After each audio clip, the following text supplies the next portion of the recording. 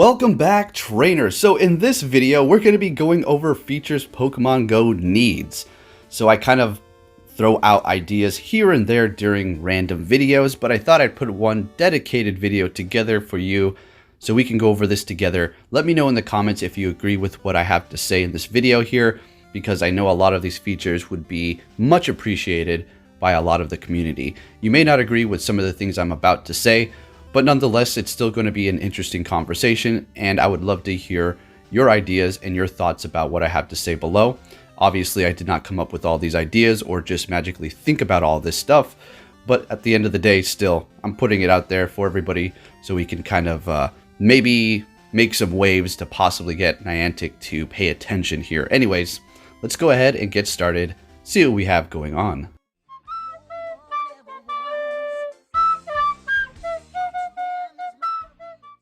Alright, first feature is going to be an online status. Now this is going to be more revolving around PvP, and I do have a sword and shield on there, which is going to be indicating you're ready to battle. We'll talk about that here in a second. The green dot's going to be indicating you are online and ready to battle or do whatever. The orange is going to indicate that you're idle, and then the red means that you're offline. Now you can turn all of this off and you will have no dots indicating that you just simply do not want to be bothered altogether, or you don't want to have nothing to do with anybody, or you're private, right? And then you have the sword and shield over here indicating that you are actually ready to battle somebody. Maybe there can be another icon indicating which league you would like to battle in. I don't know, but I think that Niantic already has a solution for that battle deal coming soon, and that is going to be the Verse Seeker, which was found within the game's data. Now, this is going to be an item in the main series games that will allow you to rebattle a trainer that you have already battled. So we'll just have to see what kind of features Niantic does implement with this Verse Seeker. But an online status of some sort would just be fantastic. So I'm not just randomly tapping on people to battle and frantically trying to find somebody online who is ready to battle me. Next is going to be an indicator showing how many gifts you have actually opened, a feature I feel should have been dropped the day that gifts were introduced to Pokemon Go. Simple as that. Just a number at the top showing how many gifts you have opened. Very simple solution.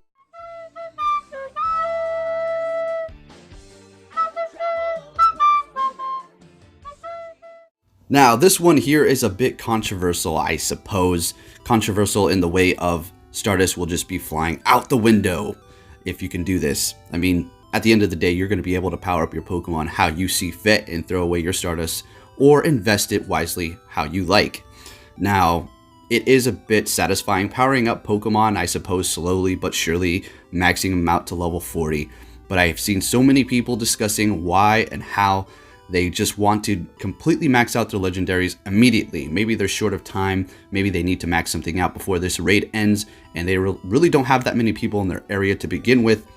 Finally able to find a group, but they just need a little bit more power. You have the resources, but you need to instantly power this up. Now that's a very specific situation. Maybe some people simply just do not like to go through the whole motions of powering up any Pokemon all the way up to 40, but you do want to max it out. You just don't want to waste all that time sitting there and pushing the power up button over and over again. And I understand why we don't have an instant power up quite yet, is because if we were able to immediately power up Pokemon to level 40, I mean, that's crazy. You could just throw away so much Stardust immediately, and then you go think later on, like, should I have just immediately maxed out all those Pokemon? At least while you're powering up these Pokemon, you have a few minutes to think about it. Do you really want to max this out? But kind of like a rare candy feature where you just kind of push the button in, and obviously there will be several confirmations before you do max it out. That would be a great feature to see in Pokemon Go, absolutely.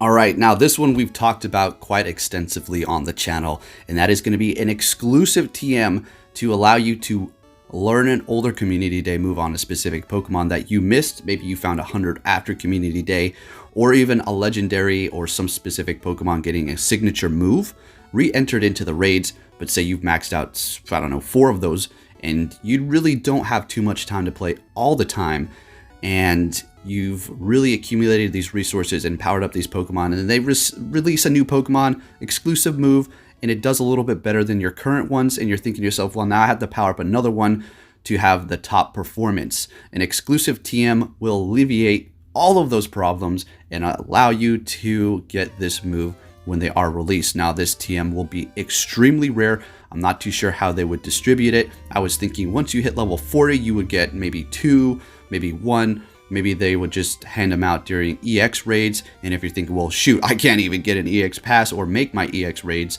how would I even get this move then? I'm sure there will be lots of other means on how to obtain this specific exclusive TM. Now, here is where the problem lies, and that is going to be with Niantic. See, if they made an item like this, that is going to kind of demotivate people to go out there and really grind these new move Pokemon. I mean, obviously, we're still going to get out there and grind for them, but some people might not see it so, I don't know, exclusive because, well, they'll be able to simply TM the one they have powered up. Therefore, that's going to be losing profits on Niantic's end. Not to say anything negative about the company, but it's business at the end of the day. Therefore, they would be losing profits and people's time invested into finding a better Pokemon that they already had powered up and invested all of those resources in. So I just thought I'd throw that out there. An exclusive TM is something that we would all like to see, but more than likely, probably not going to be happening.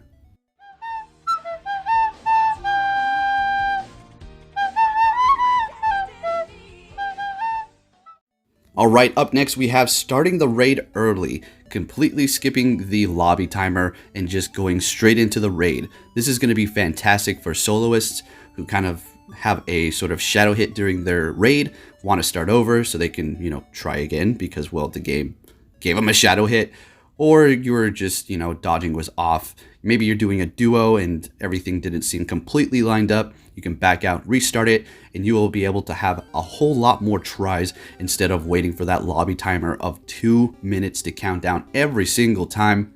And it gets a bit, you just waste a lot of time just sitting in the lobby. This is something everybody's been talking about ever since raids have been released, sort of. Just having a timer or at least a button for everybody to check in. There's not going to be a head commander who's like, okay, I am in charge, start. Oh, I was just going to be there in 30 seconds. Too bad. But the thing is, I'm personally kicked out of my Discord, so I really don't have any coordination with any sort of outside world except for my exclusive group. So if I am doing a raid with them, starting it would be fine, and I wouldn't really be conflicting with anybody else's raids out there. Now, another thing that would make this pretty nice is if it would only work if you started a private lobby. Why? Because it's a private lobby in the first place. The only people who are going to be in the private lobby are going to be the people who know the password or are communicating specifically with you. Therefore, starting the raid early with a private lobby seems completely logical. But that's just the way I think. I don't know how everybody else would, think about this. Let me know in the comments what you think about an early raid start time in a private lobby only. Now, there is a few flaws in this, making it so you can start the raid early in a private lobby. Well, people are just going to start making private groups, and people who are just kind of roaming by themselves are going to be like, well, there's a bunch of people here, but I don't see any lobby. That will start to bring up some problems. So it's not completely perfect, but at the end of the day, starting the raid early is something that we would all like to see for sure. Alright, trainers, so with that said, if you enjoyed this video, please give it a big thumbs up. That really does help me out a lot. Share it with your friends who may be interested in features that we talked about today, or if you've heard them talk about them before. So let's go ahead and take a look at my grind shinies, because I have been on the grind lately. Guys, if you have not noticed, the video uploads have been a little bit slow. That is because I am out here getting that Stardust and trying to get to 200,000 catches as soon as I can. So the first shiny I did find was the Shuckle. Let's go ahead and take a look at their IVs as well here. So we do have this one, very nice in the 90s. Then the first Sentrant, then the Not-To, Shelter, I guess, okay. Mischievous, very rare shiny, happy about that. Then my very common Chikorita shinies that I find all the time. And then I found another Sentrant today. So we're looking good. Thank you for watching, traders, and I'll catch you all next time.